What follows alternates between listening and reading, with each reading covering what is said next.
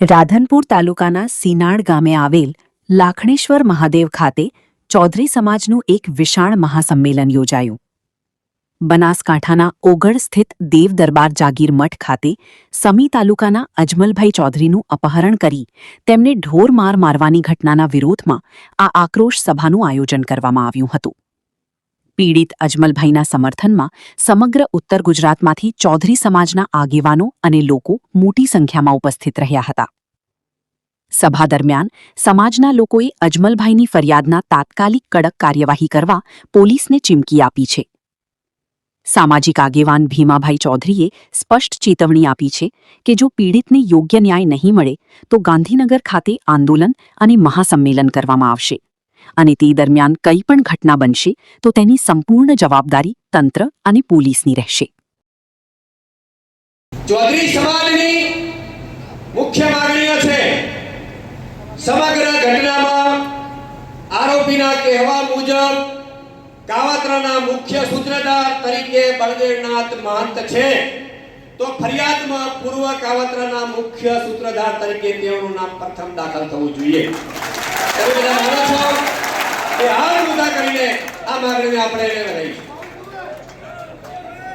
બીજી માંગણી આશરે 15,000 જેટલી રૂપિયાની મહાત્મા રકમ ખિસ્સામાંથી પડાવી લૂંટ આચરી હતી, જેને મૂળ સ્વરૂપે ફરિયાદમાં દાખલ નથી કરેલ તો એને મૂળ ફરિયાદ તરીકે લૂંટની ફરિયાદ પણ દાખલ કરવામાં આવે.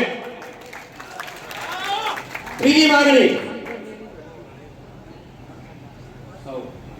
દેવ દરબાર મઠ ના મહંત બળદેવનાથ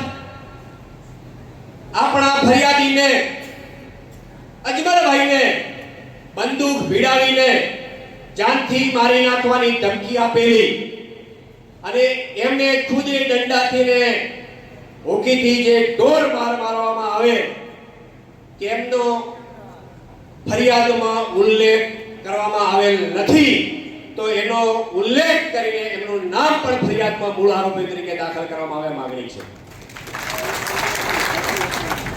ચોથી માંગણી, જ્યાં સુધી મુખ્ય આરોપી બળદેવનાથ એ મઠના મહંત તરીકે ત્યાં બિરાજમાન છે ત્યાં સુધી વ્યક્તિગત તરીકે બળદેવનાથને સમાજના કોઈ પણ કાર્યક્રમમાં બોલાવવા નહીં અને એમના કોઈ પગે પડવું નહીં.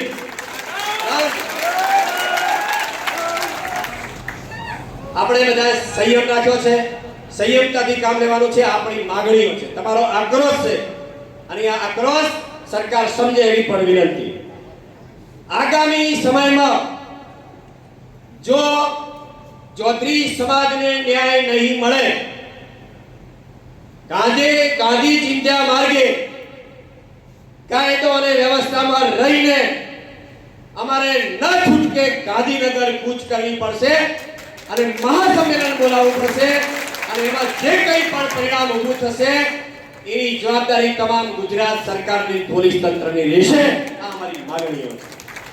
આપે સૌએ આવી ગરમીમાં આટલી અફવાઓ વચ્ચે આપ સૌ નાથ ગંગા આપીએ છીએ. આ 10 દિવસ દરમિયાન ચૌધરી સમાજના અલગ અલગ ગોળોમાં પણ અમે આવી મહાપંચાયતો કરીશું અને 11મા દિવસે અમે મહાકૂચ કરીશું. જો પરિણામ નહીં મળે તો અમે જાહેર કરીશું. આ તબક્કે અહીંયા સૌ મોટી સંખ્યામાં